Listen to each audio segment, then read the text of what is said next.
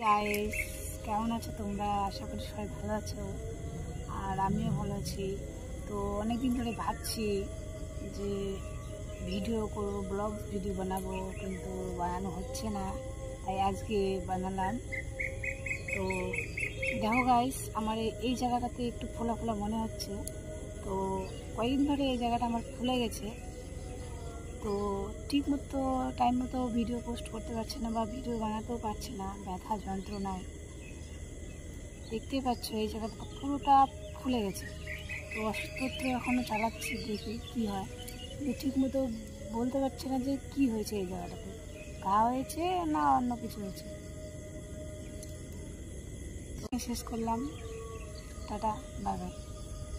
আর হ্যাঁ, কালকে আমি বিকাল 6টার সময়, 6টা বা 5:30টার সময় আমি লাইভে আসবো।